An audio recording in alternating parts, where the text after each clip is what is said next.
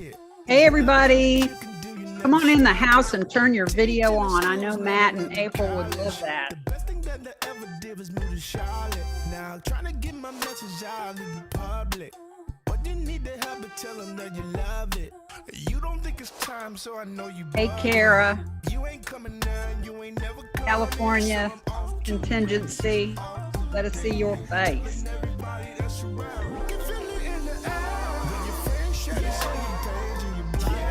Hey everybody, come on in the house and turn your video on. I know Matt and April would love that. So there's two of me, which is interesting. Yeah, that was me, sorry. Hey Blair Primus.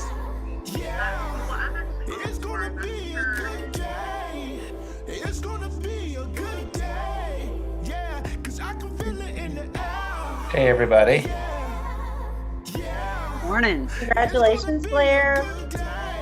Oh, thanks, April. Appreciate it. Blair knows how to pick a rock. Everyone. Thank you. Thank you. Okay. Well, let's roll our traditional open and jump in.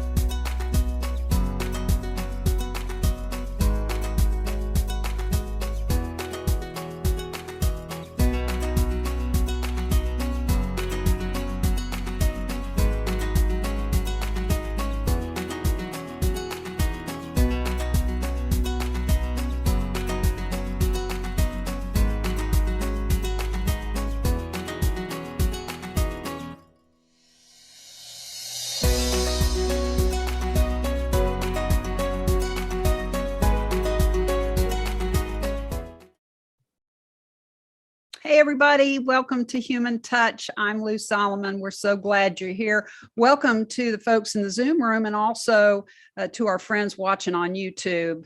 Welcome, welcome, welcome. I want to get right to it because we are so excited about this. You know, on Human Touch, we talk to authentic people doing interesting work that makes our community a better place. We honor communicators who are helping shape our future. And boy, we got that coming up. Now, our host today is Matt Olin, who is one of our favorite people on the planet, and we know that's true for you too. His partner, Tim Miner, as well. They are family to us. And they co-founded a nonprofit called Charlotte is Creative. Their connection to today's program is obvious because they are spokespeople. They're the voice for creatives in Charlotte, especially those who need support to thrive. Now, our guest is April Whitlock, and are we excited about this? April of LendingTree is helping change the whole model of corporate philanthropy and showing us how that's done. So Matt, I am going to toss it to you. Nice. Thank you, Lou. I appreciate that. Yes, I am Matt Olin, the co-founder of Charlotte is Creative alongside Tim Miner, and I am indeed very honored that Lou and the Interact Studio family asked me to moderate today's conversation with one of my favorite Charlotteans and humans, April Whitlock. In fact, on the Venn diagram of Charlotteans who I admire, we're now smack in the middle of it this morning, swimming in the glorious deep end. And this gets me excited. It gets me in the spirit. It actually makes me want to sing, right? Lou and her Interact team, they serve Charlotte. And April Whitlock's a cash-giving starlet. They all love Crown Town, they're playing for keeps. These are a few of my favorite peeps. Too soon for holiday songs? I don't care. I love these people. I love the way they show up in our city and in our world, and I just can't help to sing and dance about it. Sorry. But you're not here to have your eardrums insulted, I don't think. You are here to hear from April Whitlock, who, let me tell you, is a connector and a champion. And to add a third C to this, she is all about community, Those 3 C's are the common threads through her decades-long career as a corporate marketing executive, as an entrepreneur, as a nonprofit director, and now as a corporate foundation executive. A lot of you might know her from her volunteer work with the Lunch Project and Children's Theater of Charlotte, or for her many awards and honors, 40 Under 40 from the Charlotte Business Journal, 50 Most Influential Women from the Mecklenburg Times. These days, she's known as the head of corporate citizenship at LendingTree and the executive director of the LendingTree Foundation. These are new roles, but not at a company that's new for her, right? She actually joined LendingTree back when it was a startup. But she's back now. She's back and she's leveraging this new role to shake things up in the Queen City and beyond. April, I love how your Creative Mornings Charlotte bio states that you are working to do good, make change happen, and create a positive impact. And we're about to learn over the next 20 minutes that you are doing just that. So welcome to Human Touch, April. It's great to see you. Thank you. I'm so excited to be here. So let's dive in here. Tell us a little bit more about your background. How did you get from, where you started to in your career to where you are now?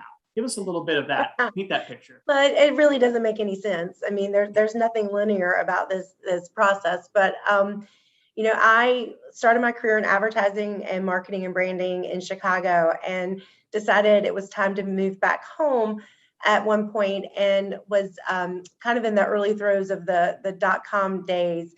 And a friend of mine knew that I was interviewing with the banks and sent me a news clip. This is how old I am, from the New York Times, talking about this little company in Charlotte that had just gotten a second round of funding. So I interviewed with them and got an offer at a bank and an offer with LendingTree. And luckily my dad said, no daughter of mine would not take a risk and try this thing. And so I did, and it shaped my life, because it really made me realize that I may not be the kind of entrepreneur that has like the idea to go execute, but I really loved working with entrepreneurs and working in that space and creating things and connecting people was what got me excited. So after going with LendingTree for about 8 years, and it was multiple companies through that IPO and IEC acquisition, I went out on my own for a while and started MomCore here, which is now Stacey Heaver and them's Core Temps company that they're running. Went to a small school supply company and rebranded them, and started Fundanoodle, and played in the early education space for a while. But because I was in the early education space and really saw how important that was to upward mobility and what things were like in Charlotte, that's when I really got invested in the community and really wanting to be a change agent for some of the things I was seeing on the ground. Well, I got to say, I love the fact that your dad was sort of pushing you into this exciting, perhaps even turbulent startup culture. As a new dad myself, I guess she's 9 years old, but I still consider myself a new dad. The instinct might be, go the safe route, go where it's a steady paycheck. And instead, he was saying, you have what it takes to dive into that world. That's really, really cool. I love that. It's one of my pivotal moments, and I'm so glad he was a part of it. So part of your journey also included some time at Foundation for the Carolinas. Touch on that for a moment. And did that help shape the work you're currently doing at the LendingTree Foundation?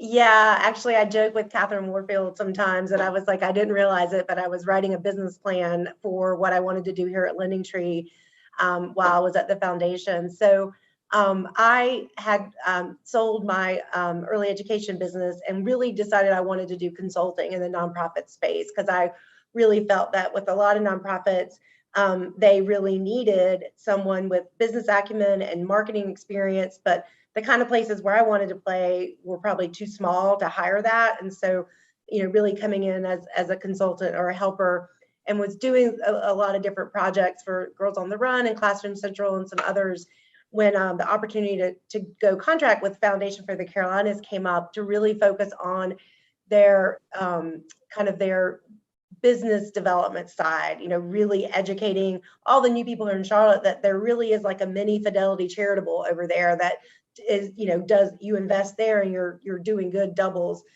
But COVID hit, and that changed everything. So I started running their Charlotte Corporate Affairs Professionals group, which is kind of the affinity group for all things corporate social responsibility. And that group really went from, I would say, 0 to 90, from, hey, every once in a while we get to talk to senior leaders about our impact, to being inside the C-suite every day because of how do we respond not only to our employees who are going remote, but how do we respond to the needs in the nonprofit community. And then the racial equity work hit right afterwards. So I was able at the foundation to really have a kind of like a high level view to see over here how the corporate folks were like trying to talk to each other and understand, like, what are you funding and what are you funding and what are you doing? But then over here, I had this look of who was doing the work. And what intrigued me was the COVID-19 relief fund through the United Way and Foundation for the Carolinas.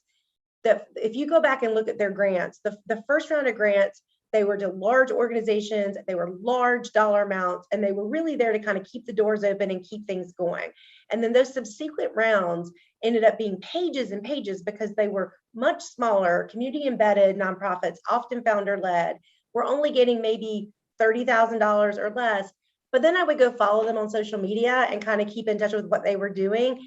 And the impact they were having was tremendous because they were trusted members of their community going in, and they saw exactly what needed to be done and they pivoted. I mean, Hope Vibes is like the king and queen of that. They pivoted to do exactly what the community needed. So I'd have Brian Collier come in and talk to the CCAP team about what was going on, and that, there were all these smaller nonprofits. And that's when I really heard what I inherently knew, but heard like, wow, that's so cool, but we can't fund that. They've only been around for a year. They only have 1 year that they've been a 501(c)(3). They don't have 3 years worth of data. All these very valid reasons that, have kind of just been the way that people have given money. And it really got me thinking, I knew this LendingTree opportunity was coming down the pipe. I was like, okay, if that doesn't work out, then I had this whole business plan of something else I was going to go try to do to kind of put a fund together just for these folks. But luckily, LendingTree took me back, and I had the opportunity to kind of use the foundation to create this funding model specifically for those founder-led, emerging, community-embedded nonprofits. So this is great because, I wanted to get into sort of the origin story of the LendaHand Alliance Cohort, a program that you've built and launched over there at LendingTree. Of course, our nonprofit, Charlotte is Creative, is honored to be a part of that inaugural cohort. That is an amazing gift. So let's go a little further into the origin story. Tell us about how the program is structured, and maybe a little bit more about who else is in the inaugural cohort. Sure. It all really started as the focus was going to be, like I said, founder-led, community embedded. Really, told Doug and told the team here, like, think about it from a business standpoint. We want to be angel funders in the space. Like, we want to come in and say, and I've been an entrepreneur, so I know what that first 2, 3, 4 years feels like, and how you're like, all I need is somebody to trust me. All I need is somebody just to give me. I don't need $1 million. I don't need this. I just need this little amount, and I'll be able to run with it. And so that was the premise that we went in. I have this amazing teammate, Chris Woodfolk, who is so wise behind his 23 years. But between me being new and him being new to Charlotte, we were able to have these meetings, and thanks to Zoom, 30-minute meetings, one right after the other, with everybody. We just started reaching out and talking to people, and then they'd recommend somebody else. And the conversations were all about, what is your obstacle? What's standing in the way of you really making more of an impact? And I was like, and don't tell me it's money. Like, what is it? And what we heard over and over were, I have to recreate myself to go get this grant, or to get this. My board's telling me that such and such foundation is funding XYZ right now, so they told me to go create a new program so we can go get that money. Like, I just want to stay in my lane and do my work. And then along the way, I've been involved in the United Way's funder collaborative, which is phenomenal. That's been focused on racial equity work. And then Molly Charlotte, the foundation, has been putting together a trust-based philanthropy project cohort. And what I realized that was really it. Like, I didn't realize how we were backing into it, but it's trust-based philanthropy. It's equaling the power structure. It's getting rid of this funder has all the power and the fundee just has to, do whatever they say. And it's coming here into this partnership where you're listening to each other, where you're transparent with each other. And really at the end of the day, where it's unrestricted money, that just like an angel funder, I trust you and Matt that you know so much more about the creative ecosphere in Charlotte than I'm ever going to learn. So why should I dictate what you do with that money? As long as we are in relationship, speaking on a regular basis, talking on a regular basis, then we kind of know what's going on. And so we realized pretty quickly as we were thinking, hey, we've got the money to do 10, we definitely want to do multi-year funding, we want it to be unrestricted. And then the next thing I knew, I looked at Chris and I was like, we've got a cohort. Like, why don't we focus on that as a cohort?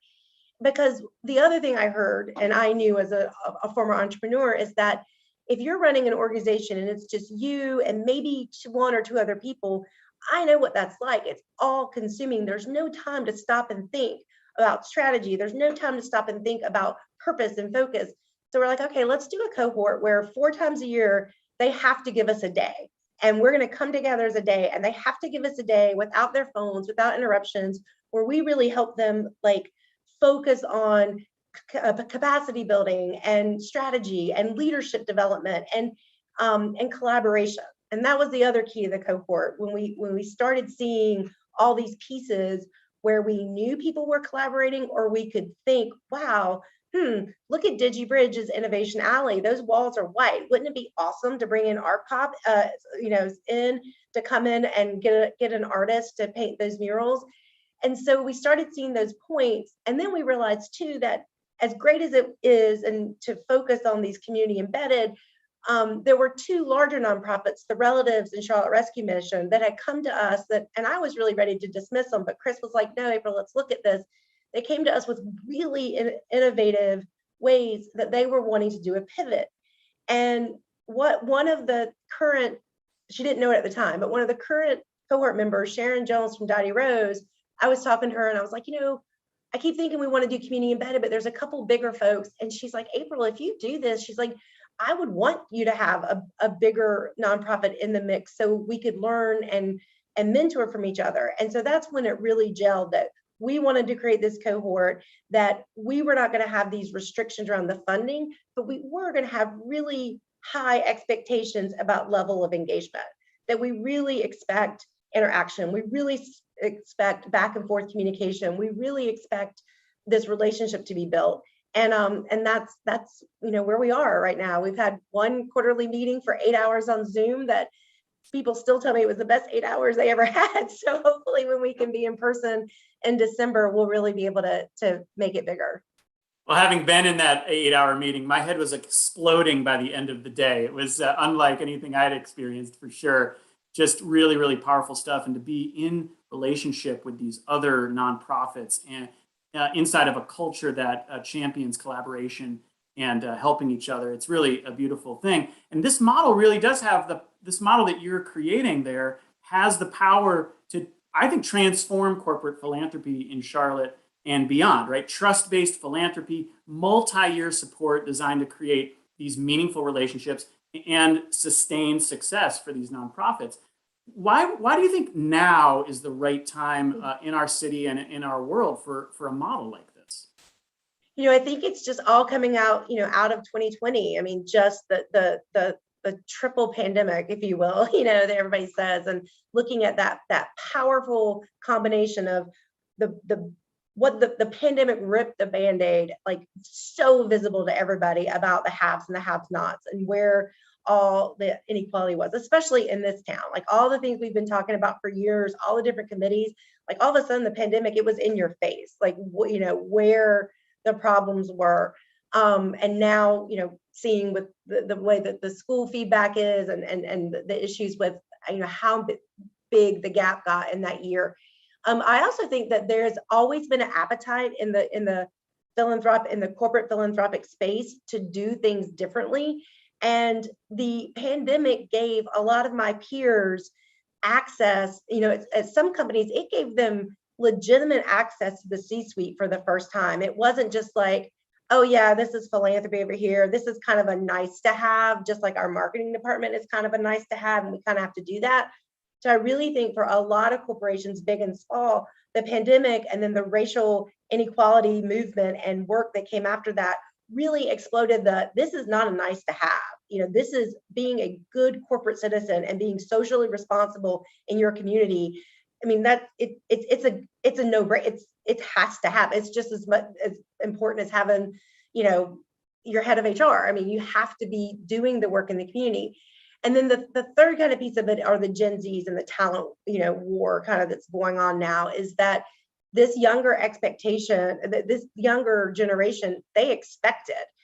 It's asked in interview questions. It's looked at on how genuine is it and what are you doing? And they're the first ones to call out insincerity online. So, all of those things I think kind of combine. So I think what you see in Charlotte, and especially listening in on just this arc of how people's conversation has changed during the 6 months of the United Way Collaborative, there is a huge desire, I think, to start making change. And it really just comes down to educating people about, why, like, what does it look like and how does that change and how do you have to change your infrastructure? But I do feel like so many in the corporate community, in Charlotte, are ready to start making that change. It's just they're not as lucky as I am to come into a blank slate with a company that's kind of used to taking risks. So that's one of our core principles, for goodness gracious, is take risks, expect to fail, and learn from it and move on. And so we were just lucky that that this opportunity happened when it did. But I think the mind shift is definitely shifting in the corporate world to, it has to look different and we have to be different in how we fund. So would you say, I'm curious what you think, what does success look like for the LendaHand Alliance Cohort program from your perspective? Is part of that seeing more companies, more corporations step into that trust-based philanthropy model? How would you define success with this program? Well, I think, internally our success is going to be measured, especially as we move into a more normal environment, is going to be, how many touch points can we create between our employee base and our cohort.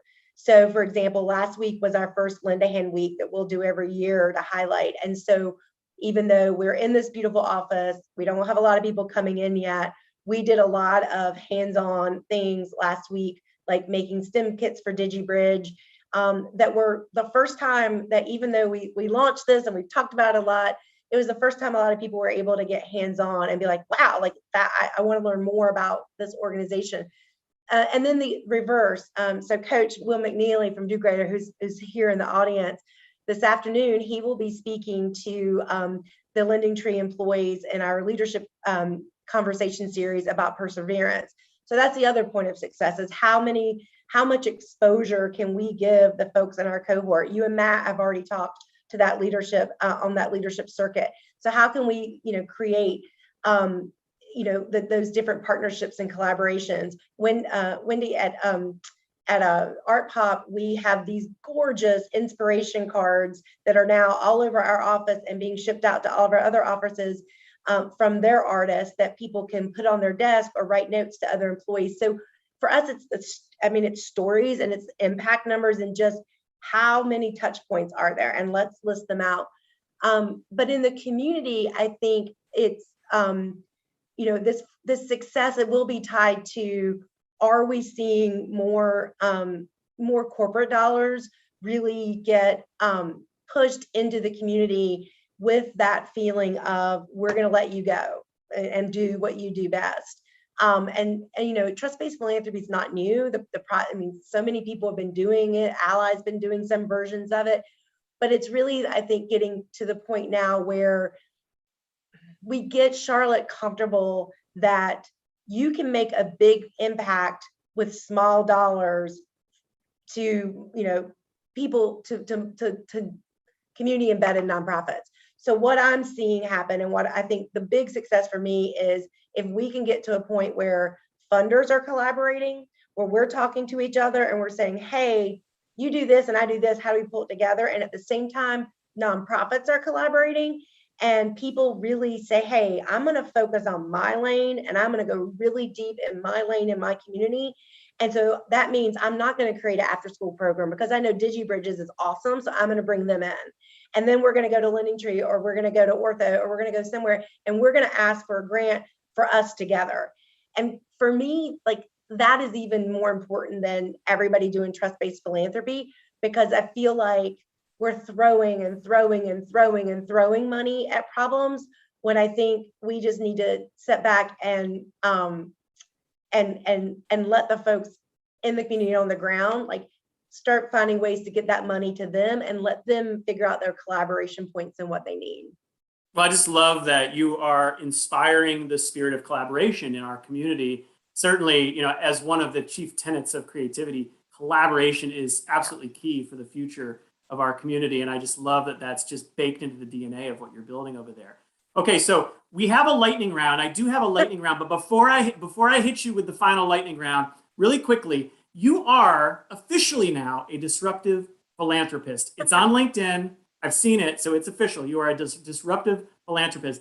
Has this always been a part of who you are, a benevolent disruptor, or is that something that sort of developed over time for you? I think it developed over time. You know, I think if you would have asked my 20-year-old and 30-year-old self, like, you know, especially my first time around at LendingTree, I wasn't as much of a disruptor. Like, I definitely think I've always had the ability to connect people and to, like, see the big picture. And, like, you know, I've always been shocked when people don't work together, and why people don't understand that working together is so much better. But I think, you know, the really disruptor piece comes with age, and it comes, you know, with age is confidence.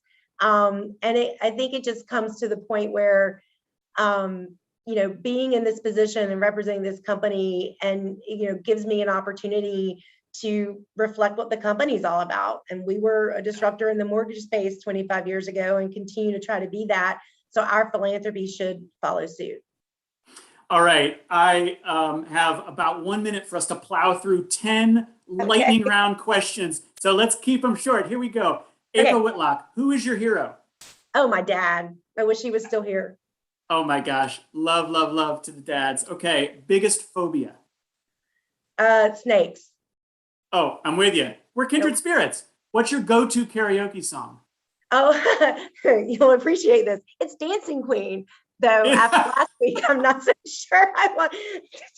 We've forever ruined it. That's an inside joke. Tim and I sang Dancing Queen for LendaHand Week.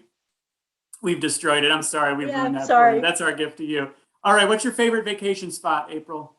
Anywhere with the beach. It doesn't matter. We're going tropical. Love it. Have you ever had a nickname? And if so, will you share it with us? My dad is always, up until the day he died, you know, when I was old, he called me Tiger. Oh my gosh. I'm going to start calling you Tiger. I love that. Okay. What's your biggest pet peeve? Hypocrisy. Oh, okay. Okay. If you could only eat one meal for the rest of your life, what would it be? Melon mushroom pizza. Really? Okay. I know we're having our next meeting. How many pillows do you sleep with at night? Only one pillow, but I have to have the heavy blanket. Okay, so you're a heavy blanket. Okay, I got like 3 around me. I'm like in a cocoon. All right, 2 more. Do you collect anything? Are you a collector? No, I mean, I think I collect people. I like connecting people. So I think I collect people. That's a really good answer. Okay, and finally, if you came with a warning label, what would it read? Caution holds grudges. Oh my gosh. It's April, true. we love you. I got to tell you, it is such a gift that you are disrupting my life, Tim's life, and the lives of so many people in Charlotte. Thank you for being here. Oh, thank you for having me. This was so much fun. Thank you, Lou. I'm sending it back to Lou Solomon. It's all on you. Oh my gosh. Thank you, April, for everything you do and for being with us. And Matt and Tim, thank you for what you do. This just makes for a wonderful show. We've had so much fun with it. Yes, absolutely. Hearts up. Watch your inbox. We're going to talk with Tina Postel next month about food insecurity. And we just love that you were all here in the Zoom room and watching on YouTube. Thank you so much. it's going to be a good day. Thanks for coming. Bye, guys. Thank you. Thanks, everyone.